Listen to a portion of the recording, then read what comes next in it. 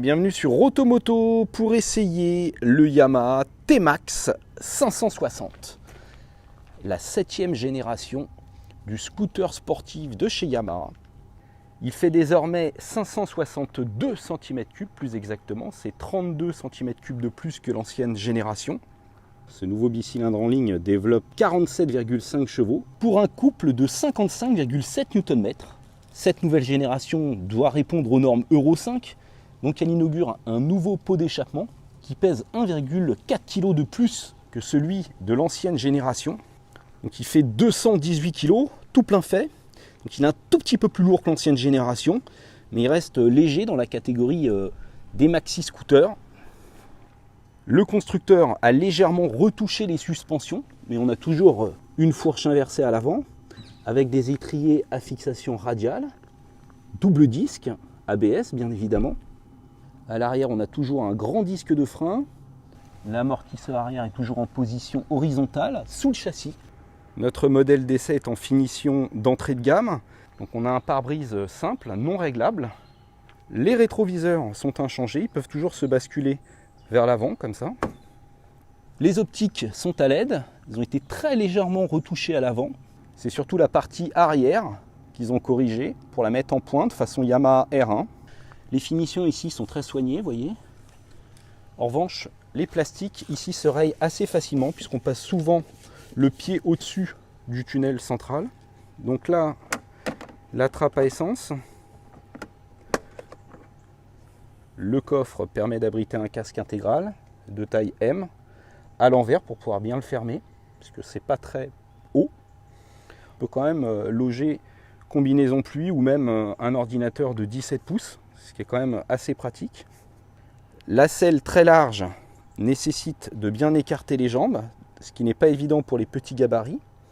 En revanche, pour le passager, c'est très confortable. Vous voyez la place arrière avec de larges poignées de maintien et des repose-pieds en aluminium antidérapant. Là, une boîte à gants qui ne se verrouille pas malheureusement, mais qui est assez profonde et qui abrite une prise 12 volts au fond. Donc ici, vous pouvez voir les boutons de démarrage et de verrouillage avec la clé main libre. Ça, c'est quand même très pratique, même si parfois ça peut être un peu long pour la débloquer. Il faut rester appuyé sur le bouton comme ceci. Le frein à main, klaxon, clignotant, appel de phare. Là, c'est pour activer les différents menus de l'ordinateur de bord. Voilà. L'instrumentation offre, je dirais, l'essentiel des informations. Maintenant, ils auraient pu la moderniser sur cette génération. Ça reste des compteurs à aiguilles classiques avec un petit ordinateur de bord digital. Vous voyez le mode S, puisqu'on a deux modes de conduite qui se modifient ici. Donc Touring ou Sport. On démarre. Donc le bruit a été légèrement atténué pour répondre aux normes Euro 5. Mais on continue d'entendre ce petit feulement caractéristique du bicylindre, propre au T-Max. Voilà, ça chante toujours, mais ça ameute moins le voisinage, dirons-nous. Allez, on s'installe, donc il faut enjamber cette large selle, pas évident pour les petits. Je dévéquille. Oula, c'est lourd, voilà, je suis dans les graviers. Là, on va tout de suite tester l'anti-patinage dans les graviers. Vous voyez, j'ai mis les watts et il régule bien. C'est bien calibré ce nouvel anti-patinage. Vous voyez que ça braque pas mal aussi. Et en route, en termes de performance, disons-le tout de suite, il n'y a pas de différence avec un 530. On va dire que c'est surtout pour compenser la bride imposée par les normes qu'ils ont modifié la cylindrée. Allez, petite route sinueuse. Alors on peut attaquer comme avec une sportive. Je dirais que c'est même plus facile d'attaquer avec ça qu'avec une sportive. Parce que vous n'avez pas à gérer la boîte de vitesse, l'embrayage. C'est un jeu vidéo. J'ai toujours dit que c'était un jet ski du bitume. Regardez, là c'est bien serré. Et hop, je remets les watts à fond. Ça n'a pas bougé. C'est d'une facilité déconcertante. Donc quand je change de mode, je mets en S. J'ai plus de réactivité, c'est assez net quand même. Et là, quand vous êtes en S, vous avez vraiment des reprises canon. Allez, on va aller sur Paris pour voir ce que ça donne. Et nous voici en ville. Alors là, c'est vraiment le terrain de jeu préféré du T-Max, même s'il est à l'aise partout. En ville, ce qu'il y a de bien, c'est qu'il a un centre de gravité bas, donc même s'il n'est pas ultra léger, il est très très bien équilibré. Là, vous voyez, je fais le tour du petit rond-point, ça tourne très très court. Et vous voyez, pour se faufiler, c'est impeccable. C'est surtout la réactivité à chaque fois qui est impressionnante. J'ai beau avoir essayé 3 générations de T-Max, je suis toujours la banane quand je monte sur ce véhicule.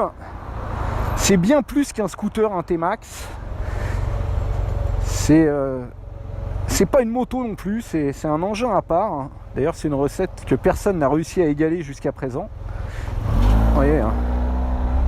Ça part tout de suite.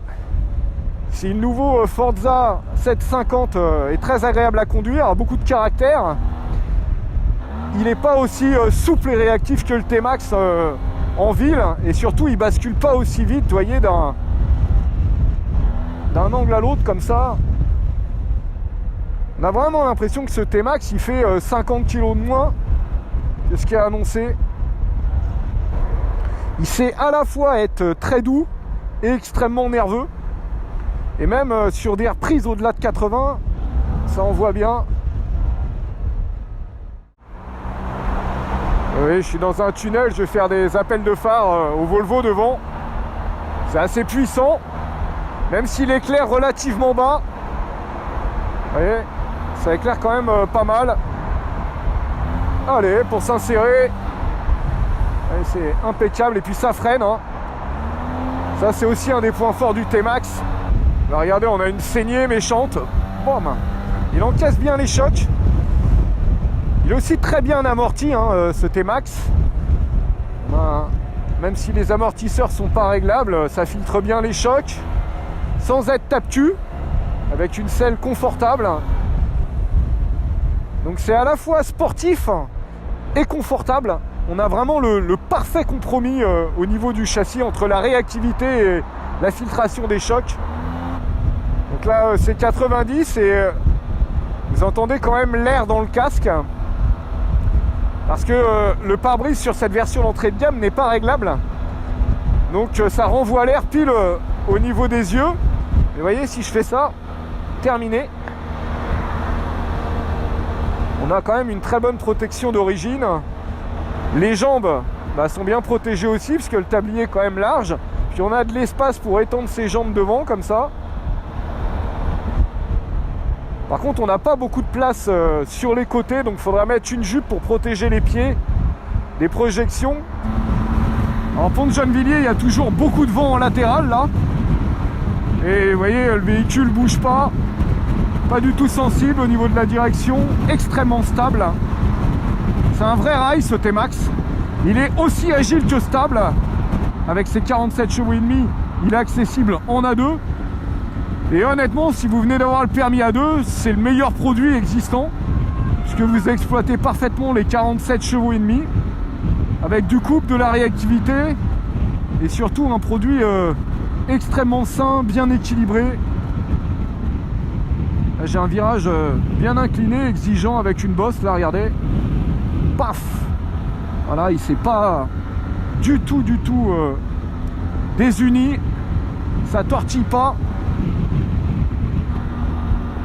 Côté consommation, j'ai fait du 5,4 litres de moyenne, ce qui est très raisonnable au vu des performances, surtout pour un véhicule avec une transmission à variation continue qui est toujours un peu gourmande. Les seuls bémols, je dirais que c'est le tarif, le coût d'assurance et le coût d'entretien, parce qu'on va être à 12 000 € sur l'entrée de gamme, 13 800 € sur le T-Max. Et puis, voilà, des tarifs d'assurance élevés parce que c'est un véhicule volé. Il faut dire qu'il est tellement bien qu'il attire les convoitises. J'espère que cette vidéo vous a plu. Je vous invite à aller lire l'article sur auto-moto.com. Et je vous dis à bientôt. Ciao!